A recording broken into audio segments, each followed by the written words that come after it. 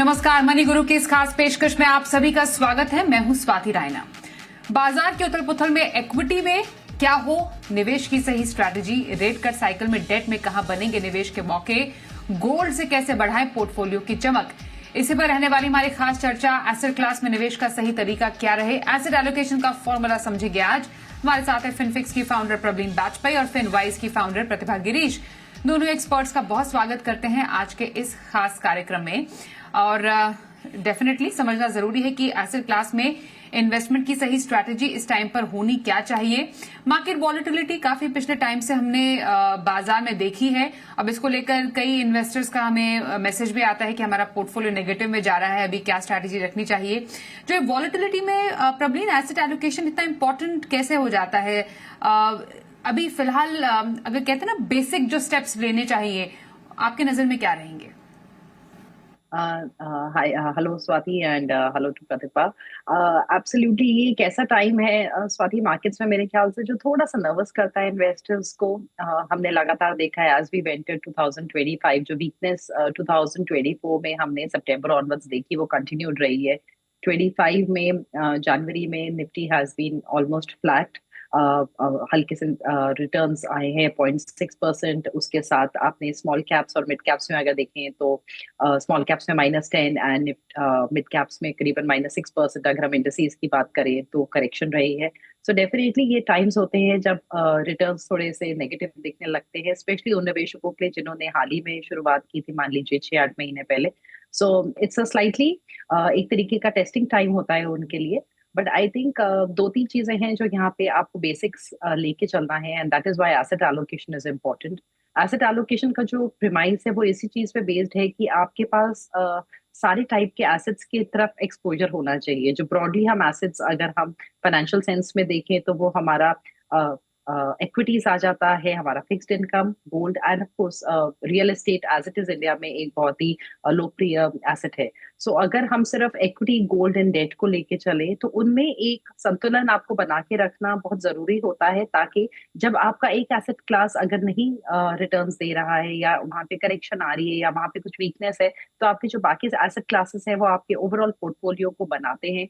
And इतने सारी इसके ऊपर स्टडीज की गई हैं विच हैव रिवील दैट जो आपका 90% रिटर्न है किसी भी पोर्टफोलियो का, वो उस एसेट एलोकेशन के कॉम्बिनेशन से ही आता है Swati, not from one single stock और not from one single scheme, and एक सिंगल एसेट से भी नहीं इनफैक्ट। इसलिए जैसे कि हम लोग अगर एक ले पर्सन की भाषा में समझें और इसको अगर हम एक एग्जाम्पल से देखें ऑफ अ बैलेंस डाइट, जैसे वो हमारे शरीर के लिए एक ग्रोथ के लिए रिक्वायर्ड है, ऐसे ही सारे एसेट्स का जो मिश्रण है वो रिक्वायर्ड होता है हमारे पोर्टफोलियो की स्ट्रेंथ के लिए, सो दैट जब एक चीज लैक करती है तब दूसरी चीज उसको पकड़ती है। एंड अगर इस नीड पे आपने अपने पोर्टफोलियो की शुरुआत नहीं की है, देन इट इज टाइम कि आप थोड़ा सा वापस जाके अपने पोर्टफोलियो को एक बार चेक करें। देखिए कि आपने इक्विटी, डेट और गोल्ड में किस टाइप के एलोकेशंस किए हैं एंड उनमें करेक्शंस करने की रिक्वायरमेंट है, सो दैट आपकी जो जर्नी है, इन्वेस्टमेंट जर्नी, वो थोड़ी सी ज्यादा लेस वोलेटाइल हो सके, एट द सेम टाइम आप रिटर्न्स कमा पाए। एब्सोल्युटली। और प्रतिभा, क्या कोई ऐसे टाइम पे एसेट एलोकेशन का फॉर्मूला हम समझ सकते हैं क्या? क्योंकि asset allocation being the basic principle of financial planning, एक जो बेसिक प्रिंसिपल से एक इन्वेस्टर को क्या फॉलो करनी चाहिए? एसेट एलोकेशन का बेसिक प्रिंसिपल डिपेंड करता है कि आप कौन से टाइम फ्रेम के लिए इन्वेस्ट कर रहे हो। अगर आप बहुत शॉर्ट टर्म के लिए इन्वेस्ट कर रहे हो तो बहुत ज्यादा डेट में रहेगा, इक्विटी नहीं रहेगा। अगर आप लॉन्ग टर्म के लिए कर रहे हो तो इक्विटी ज्यादा रहेगा, डेट का मात्रा कम रहेगा। जैसे आप 10 साल के लिए इन्वेस्ट कर रहे हो, अपने रिटायरमेंट के लिए इन्वेस्ट कर रहे हो, तो there will be a lot of equity which is about 75-80% भी इक्विटी हो सकता है, डेट रहेगा 20% टू बैलेंस इट आउट। जब गोल्ड भी ऐड करते हैं तो अप टू 10% गोल्ड हो सकता है। तो इट्स कंप्लीटली डिपेंडेंट ऑन कौन से टाइम फ्रेम के लिए आप इन्वेस्ट कर रहे हो in the asset allocation. It can not be same asset allocation suits everybody. तो जिनका एपेटाइट नहीं है, रिस्क एपेटाइट नहीं है, उनको ज्यादा डेट देना चाहिए। ये सब कहना बहुत आसान है, लेकिन जब आप देख रहे हो कि गोल्ड में आपको 20%, 21% रिटर्न मिला है कैलेंडर ईयर में, लास्ट कपल ऑफ ईयर्स में, डेट इक्विटी में आपको एकदम चौपट रिटर्न मिला था in the last 2-3 years except for from September. तो बहुत मुश्किल है उसमें बने रहना। हम बहुत सारे इन्वेस्टर्स को देखते हैं जो बताते हैं 100% इक्विटी में डाल दो, या फिर थोड़ा बच्चा कुचा है तो डेट गोल्ड में डालो, डेट नहीं चाहिए क्योंकि डेट में सिंगल डिजिट रिटर्न है। तो ये शॉर्ट टर्म के लिए ठीक है, लेकिन जब वो वॉलिटिलिटी आ जाता है जैसे कि अभी आया है, तो बहुत मुश्किल होता है उसको बने रहने के लिए। तो ये एसेट एलोकेशन करना बहुत ही जरूरी है। एब्सोल्युटली। अब वो एसेट क्लास वाइज जरा समझने की कोशिश करते हैं कि क्या स्ट्रैटेजी रहे। प्रवीण, आपसे शुरू करें। फिलहाल अभी इक्विटी में क्या स्ट्रैटेजी रहनी चाहिए आपकी नजर में? जी, इक्विटी मार्केट्स को अगर हम ब्रॉडली देखें इस टाइम पे स्वाति, तो हमने देखा है दैट जियोपॉलिटिकल क्राइसिस हमने लास्ट 2-3 इयर्स से वो चलता आया है डिफरेंट ज्योग्राफीज में। उसके साथ हमने ये देखा कि यूएस में इलेक्शंस के बाद अगेन काफी वॉलेटिलिटी रही है, एंड अभी भी विद द न्यू प्रेसिडेंट थोड़ा सा एक पॉलिसीज को लेके अनसर्टेनिटी बना हुआ है, एंड एवरी डे हम देख रहे हैं कि मार्केट्स में उतार चढ़ाव है। इंडिया में आई थिंक एक बहुत बड़ा इवेंट जो बजट है वो निकल चुका है, एंड उसमें कोई भी मेजर नेगेटिव नहीं है। बजट ने अच्छे जितने भी पॉलिसीज थे, कंटिन्यूटी है, स्पेंडिंग्स रही हैं कैपेक्स की तरफ, कंजम्पशन को पुश है, और अर्निंग्स अब मिक्स्ड हैं, एंड जितने प्रोजेक्शंस हैं hopefully by the next quarter earnings में कुछ सुधार होना चाहिए। सो इक्विटी को लेके इस टाइम पे एक ग्लोबली एंड डोमेस्टिकली मिक्स्ड हमारे पास है खूब सारे इंडिकेटर्स, और जो मार्केट्स को अनर्व भी कर रहे हैं। रुपी में हमने देखा कि काफी गिरावट आई है। सो एट दिस पॉइंट अगर किसी इन्वेस्टर का लंबे समय का एलोकेशन है जो which is beyond 5 years, then आप अपना इक्विटी पोर्टफोलियो जो है आप नॉर्मल तरीके से कंस्ट्रक्ट करिए। आपके पास लार्ज मिड स्मॉल सब चीजों का एलोकेशन रहना चाहिए, बट विद द एक माइंडसेट में थोड़ा सा करेक्शन की जरूरत हो सकती है कि जिस तरीके के रिटर्न्स हमने अभी रिसेंट पास्ट में देखे हैं वो एकदम से फ्यूचर में रेप्लिकेट ना हो। तो आपको स्पेशली मिड कैप्स और स्मॉल कैप्स में थोड़े हल्के रिटर्न की एक्सपेक्टेशंस के साथ ही निवेश करना है, एंड मिनिमम आपका एक 5 to 7 years का होराइजन होना ही चाहिए वहां पे अगर आप निवेश कर रहे हैं। थोड़ा सा लार्ज कैप की तरफ इस टाइम पे टिल्ट पोर्टफोलियोज में हो तो वो बेहतर होगा। वो दोस्त जिनका 5 साल तक का होराइजन है वहां पे स्वाति हमारे hybrids, I think they become a better choice along with large cap funds. So जो allocation है इक्विटी में जो स्ट्रैटेजी है वो डेफिनेटली निवेशकों के अपने टाइम होराइजन पे डिपेंड करेगी, और उसके साथ साथ उनके रिस्क एपेटाइट पे। And at the same time I think उनके लिए बहुत इंपॉर्टेंट होगा कि वो कैसे उनके इन्वेस्टमेंट्स इस जर्नी के थ्रू पास करते हैं और तो भी अच्छे रिटर्न्स देते हैं, उस गणित को समझे अपने पोर्टफोलियो के लिए। एब्सोल्युटली।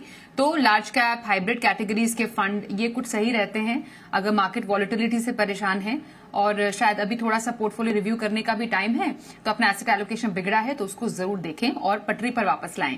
प्रतिभा, आपकी नजर में एट दिस मोमेंट किसी को इक्विटी में स्ट्रैटेजी बनानी है इन दिस वॉलेटाइल मार्केट्स, सही जगह और सही तरीका निवेश का क्या रहेगा?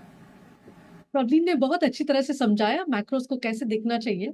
तो मैं कि एक्चुअल एक्शंस क्या लेना चाहिए इस पे कॉन्सेंट्रेट करूंगी। तो ये हमने वॉलिटिलिटी देखा है, और खास इसी टाइम के लिए बना है हाइब्रिड फंड्स।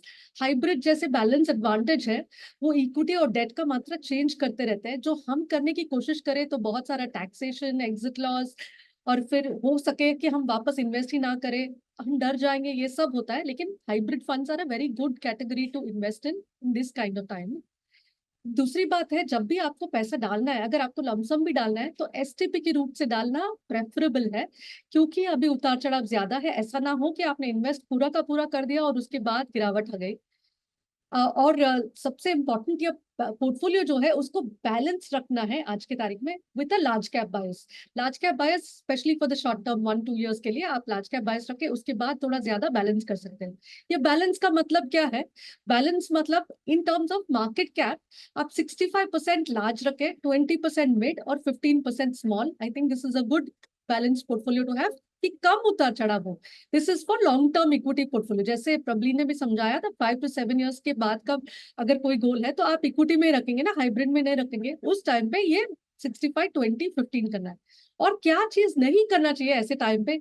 एक तो बिल्कुल पैनिक में सेल ना करें, और definitely continue your SIP. SIP का खासियत यही है कि जब गिरता है तो आप ज्यादा यूनिट्स खरीदते हैं, तो don't stop your SIP, don't sell in panic.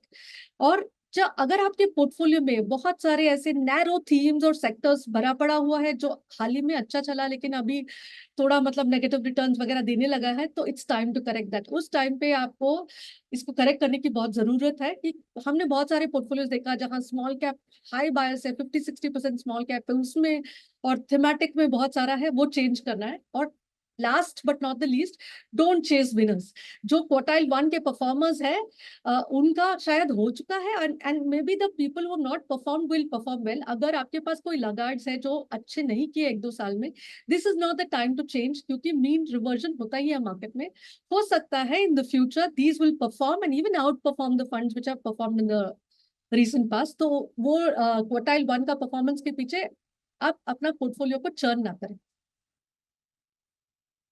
Absolutely. तो जल्दबाजी में डिसीजन लेना किसी भी बाजार में सही नहीं है। एसआईपी कर रहे हैं, लॉन्ग टर्म का निवेश कर रहे हैं, तो ऐसे जो मार्केट साइकिल्स हैं, ऐसे जो करेक्शंस है बाजार में आते रहते हैं, और ये हमने पिछले कई सालों से ऐसा ट्रैक रिकॉर्ड भी देखा है। मैं थोड़ा डेट पर फोकस शिफ्ट करना चाहती हूँ, रीजन बीइंग क्योंकि रेट कट साइकिल में हम बहुत के करीब हैं, और ऐसे में डेट में जो स्ट्रैटेजी है, इन्वेस्टमेंट है, वो भी काफी इंपॉर्टेंट हो जाता है। प्रबलीन, इस टाइम पर जो फिक्स्ड इनकम है या डेट फंड्स है, उसमें अभी इन्वेस्टमेंट की सही स्ट्रैटेजी क्या रहनी चाहिए?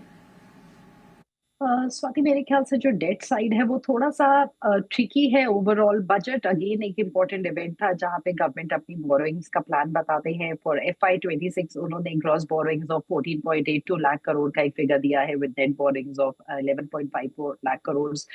उसके साथ साथ हमने देखा है कि फिस्कल डेफिसिट पे उन्होंने फोकस अपना बनाए रखा है, एंड जो फिस्कल डिसिप्लिन को मेंटेन करते हुए चल रहे हैं। हम कर RBI की पॉलिसी देखेंगे कि वो क्या लेके आती है सामने। बट ऑफ कोर्स कल के लिए हाई एक्सपेक्टेशंस हैं कि हम लोग शायद एक 25 बेसिस पॉइंट्स का कट देखेंगे, and hopefully they will also, if they don't do it, next policy April में वो लोग ऐसा लेके आएंगे। But definitely in the coming times हम गिवन कि हमारी GDP की क्या ग्रोथ थी, जिसको प्रोबेबली इस साल के लिए वो 6.5 एंड 6.4% के करीब सेट करेंगे, उसके लिहाज से ऐसा माना जा रहा है कि कुछ इंटरेस्ट रेट हम कट के साइकिल की तरफ बढ़ रहे हैं। नाउ एट दिस जंक्चर जो हमने पास्ट में ट्रेंड देखा है स्वाति, व्हेन फंड्स जिनका लॉन्गर ड्यूरेशन होता है दे टेंड टू बेनिफिट जब भी कोई इंटरेस्ट रेट कट्स आने शुरू होते हैं। ऐसा हमने कोविड के टाइम पे भी देखा। जो पिछले समय के लॉन्ग ड्यूरेशन फंड्स थे उन्होंने अच्छे रिटर्न देने शुरू किए जब रेट कट्स आए, and something similar is expected now. But ये जो इन्फॉर्मेशन है ये ऑलरेडी सॉर्ट ऑफ फैक्टर्ड इन होती है। Excuse me. सो इस टाइम पे मेरे ख्याल से जरूरी निवेशकों के लिए एज अ टैक्टिकल कॉल वो लॉन्गर ड्यूरेशन फंड्स को देख सकते हैं, बट नॉट आने वाले अच्छे रिटर्न्स के लालच में ज्यादा ना लगाएं। एक टैक्टिकल कॉल की तरह लॉन्गर ड्यूरेशन की तरफ जा सकते हैं, उसके अलावा अपने कोर पे ही फोकस करें। टैक्टिकल कॉल ले सकते हैं डेट में, जैसा प्रबलीन ने यहाँ पर बताया। प्रतिभा, आपकी नजर में फिलहाल अभी किसी को डेट कैटेगरी से पैसा कमाना है तो what would be the ideal category या सही तरीका to make most out of fixed income अभी इस टाइम पर?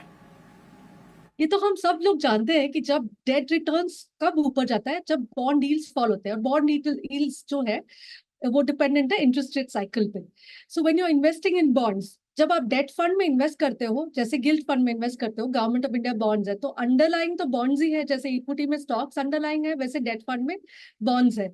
सो यो आपको एक अच्छा सा गेन होने का चांसेस है जब इंटरेस्ट रेट्स गिरता है, क्योंकि इंटरेस्ट रेट गिरता है तो बॉन्ड का प्राइस ऊपर जाता है। ये बॉन्ड प्राइस ऊपर जाने को कैपिटल गेन्स माना जाता है, तो कैपिटल गेन्स तो मिलेगा ही। उसके अलावा बॉन्ड का यील्ड भी मिलेगा। यील्ड मतलब इंटरेस्ट जो बॉन्ड देता है, मान लीजिए आज की तारीख में 7% है, वो तो मिलेगा, और जब इंटरेस्ट रेट गिरेगा तो आपको उसका कैपिटल गेन्स भी मिलेगा। सो आप इमेजिन कीजिए, एक मौका है आपके पास टैक्टिकली, जैसे आपने या प्रबली ने बताया कि एक मौका है आपके पास, एकदम safe government of India bonds में आप डबल डिजिट रिटर्न्स कमा सकते हो। क्या ये गारंटीड है? बिल्कुल नहीं, बिकॉज ये आप कैपिटल गेन्स कितना कमा सकते हो ये डिपेंडेंट करता है कि आप ड्यूरेशन कितने का लेते हो, ड्यूरेशन कितना है बॉन्ड्स का। तो मान लीजिए हम सबका मानना है कि इंटरेस्ट रेट गिरेगा, ये भी हो सकता है कि इंटरेस्ट रेट गिरे ही ना, मतलब 6-8 महीने तक कुछ ना हो, या ये भी हो सकता है कि जितना हम लोग सोच रहे हैं कि 1% गिरेगा या 0.5 गिरेगा, उतना नहीं, उससे कम गिरे, या उल्टा, मतलब एकदम स्मॉल प्रोबेबिलिटी है उल्टा भी हो जाए कि इंटरेस्ट रेट गिरने के बजाय ऊपर जाए, तब हो सकता है आपका कैपिटल गेन के बदले में कैपिटल लॉस हो गई। ये सब रिस्क फैक्टर्स है आपके डेट फंड में इन्वेस्ट करने का। तो ये कौन सा कैटेगरी में इन्वेस्ट करना चाहिए आज के तारीख में in order to gain from this interest rate? I think gilt funds are a good category to invest in. Obviously keeping in mind कि आप अपना सारा डेट एलोकेशन ना ये फंड में ना डालें, सिर्फ गिल्ट में, क्योंकि मैंने बताया कि क्या क्या अपने कंट्रोल में नहीं है, कि हो सकता है गिरे ही ना। ओके, एंड यील्ड का जो प्राइसेस है, बॉन्ड यील्ड्स जो है वो इन एडवांस फैक्टर हो जाता है। जैसे प्रबली ने भी बताया, इंटरेस्ट रेट का कट के वजह से बॉन्ड यील्ड्स ऊपर नीचे जाता रहता है, इन एडवांस वो एडजस्ट हो जाता है। तो वॉलेटिलिटी जरूर रहेगा, ऐसा नहीं कि रिस्क फ्री गवर्नमेंट बॉन्ड्स है तो आपको वॉलेटिलिटी नहीं रहेगा, वो उतार चढ़ाव तो शॉर्ट टर्म में रहेगा उसमें। तो इसको बैलेंस कैसे किया जाए? आप होराइजन जो है कम से कम 2 साल का रखिए, जो अभी कर रहे हैं आप। जब आपको अच्छे रिटर्न्स मिल जाएंगे तब आप उससे निकल सकते हैं, लेकिन अब आप इन्वेस्ट करो तो ये ना सोचे कि अगले क्वार्टर में, उसके अगले क्वार्टर में आपको डबल डिजिट रिटर्न्स मिल जाएगा। It should be only part of your debt small part of your debt portfolio. और जब आप ड्यूरेशन भी चुन रहे हैं ना, तो दोनों चुनिए, लो एंड भी चुनिए। मतलब गिल्ट फंड में भी, जैसे गिल्ट बॉन्ड में आज की तारीख में गिल्ट फंड्स में बंधन का 12 ईयर ड्यूरेशन है और आईसीआईसीआई का 3.85 है, तो दोनों में 50-50 डालिए, दोनों में से बैलेंस हो जाएगा आपका। ओके, तो गिल्ट फंड्स हो गए, गवर्नमेंट सिक्योरिटी फंड्स है, कॉर्पोरेट बॉन्ड फंड है, यहाँ पर अपॉर्चुनिटी है, यहाँ पर मौके हैं पैसे डालने के विद इन फिक्स्ड इनकम। एक छोटे ब्रेक के लिए रुकते हैं, ब्रेक के बाद जरा समझेंगे सोना है शिखर पर। अब ऐसे में आपको गोल्ड का जो एक्सपोजर है, मतलब सोने में अगर निवेश करना है तो सही तरीका और कितनी मात्रा में इन्वेस्ट करें, इस पर भी करेंगे चर्चा। थोड़ी देर में बने रहिए हमारे साथ।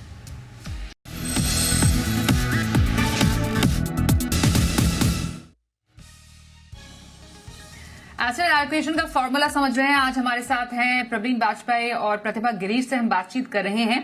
गोल्ड में अभी निवेश की सही स्ट्रैटेजी क्या हो? प्रवीण, सोना तो नेवर लाइक बिफोर, इतनी चमक, जरा समझना चाहेंगे अब कि अब ये गोल्ड की चमक अपने पोर्टफोलियो में कैसे लाए। समझना जरूरी है कि गोल्ड में एलोकेशन का सही तरीका कहीं ओवरबोर्ड ना हो जाए, क्योंकि गोल्ड की चमक काफी ज्यादा आकर्षित करती है। तो सही स्ट्रैटेजी अब गोल्ड के लिए क्या?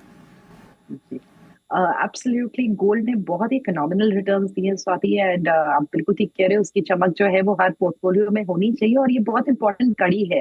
हम कई बार फिजिकल गोल्ड लेके भूल जाते हैं कि हमें gold as a financial asset भी ऐड करना है, एंड जो बहुत इंपॉर्टेंट है, बिकॉज हम फिजिकल गोल्ड को सेल नहीं करते हैं प्रॉफिट्स बुक करने के लिए। So it's required as a financial asset here. हमने लगातार पिछले 3 साल से देखा है कि सेंट्रल बैंक्स ने बाइंग की है। 1000 टन से ज्यादा का गोल्ड वो हर साल खरीदते रहे हैं। हमने investment demand in terms of ETFs बहुत देखी है गोल्ड में।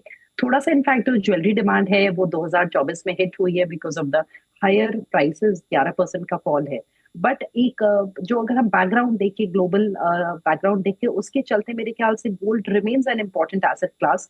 और इसकी तरफ जो अगर हम निवेश को देखें, पिछले 10 साल की अगर हम एसआईपी के आंकड़े देखें, तो निफ्टी ने पिछले 10 साल में 13.04% का रिटर्न दिया है, और गोल्ड की एसआईपी ने पिछले 10 साल में 13.80% का रिटर्न दिया है। सो मेरे ख्याल से गोल्ड ने एकदम टक्कर दी है मार्केट्स को अपने रिटर्न्स में। And with very few, of course it's also volatile asset, but few phases जहाँ पे डल रहा है, बट ओवरऑल इम्पोर्टेंट है। बट अगेन जैसे आपने बोला स्वाति, ओवरबोर्ड नहीं जाना चाहिए हमें। एक मेरे ख्याल से जो एक मिनिमम एलोकेशन है वो 5% होनी चाहिए, एंड मेरे ख्याल से 10 to 15% is on the higher side. वहां पे आपको कैपिंग कर देनी चाहिए, अनलेस एंड अनटिल आपका कोई बहुत स्पेसिफिक ऑब्जेक्टिव है गोल्ड को लेने का। And sovereign gold bonds along with, अगर आप बल्क में बाइंग करना चाहते हैं और आपको क्योंकि वहाँ टैक्स फ्री रिटर्न्स मिल रहे हैं 8 साल के लॉक इन के साथ, वो एक बहुत अच्छा विकल्प है। उसके साथ अगर आप कुछ मंथली डालना चाहते हैं, तब मेरे ख्याल से म्यूचुअल फंड्स के थ्रू आप डाल सकते हैं, पर वहां पे हमारी 12.5% की टैक्सेशन होगी। बट वहां पर उस वोलेटिलिटी का फायदा उठा सकते हैं जो उतार चढ़ाव गोल्ड के प्राइसेस में भी आते हैं, सो दैट आप स्टैग्नेंट रिटर्न्स के साथ फंसे ना एक साथ ज्यादा पैसा डाल के थ्रू म्यूचुअल फंड्स और थ्रू एसजीबीज। एंड आई थिंक एसजीबीज में भी आप ट्रांचेस में लीजिए, हर ट्रांच में थोड़ा लीजिए, सो दैट आपकी ओवरऑल एवरेजिंग हो जाए of the price, but capped at about 10 to 15% of the portfolio. Okay, 10 से 15% पोर्टफोलियो का वहीं तक गोल्ड के जो एक्सपोजर है या निवेश को सीमित रखें। प्रवीण ने आपको ये अच्छी राय दी है। प्रतिभा, गोल्ड में निवेश के और भी तरीके हो सकते हैं, या तो आप गोल्ड ईटीएफ में, गोल्ड म्यूचुअल फंड में पैसे डालिए, या तो कुछ फंड्स हैं जो कि गोल्ड में एक्सपोजर का मौका भी देते हैं, ऐसा ही एक मल्टी एसेट एलोकेशन फंड भी है। एक अगर कंट्रोल्ड एक्सपोजर चाहिए तो ये भी एक सही तरीका हो सकता है इस वक्त सोने में निवेश का। Absolutely correct Swati, a good question. देखिए, दो चीज अपने को याद रखना है कि मीन रिवर्जन जो है सिर्फ इक्विटी में होता है ऐसा नहीं है, कि कोई भी एसेट क्लास हमेशा स्टेलर नहीं होता। लास्ट 3 साल का कैलेंडर रिटर्न देखेंगे 21, 16, 13% प्लस गोल्ड का मिला है हर साल। 13 से स्टार्ट हुआ, 16 और लास्ट ईयर 21 था। जब इतना अच्छा रिटर्न है तो हमें थोड़ा कॉशियस होने की जरूरत है। हो सकता है कि यही कंटिन्यू ना हो और थोड़ा नेगेटिव रिटर्न्स अगर आ जाए ना, मान लीजिए एक साल में अभी इतना अच्छे रिटर्न्स के बाद -12 भी अगर आ गया तो ओवरऑल 4 इयर्स का रिटर्न हो जाएगा सिर्फ 9%। सो गोल्ड में एक्सपोजर होना चाहिए मेरे हिसाब से 5 to 10%, एंड आज की तारीख में थोड़ा कॉशियस होना चाहिए क्योंकि 3 साल बहुत अच्छा रिटर्न्स दिया है।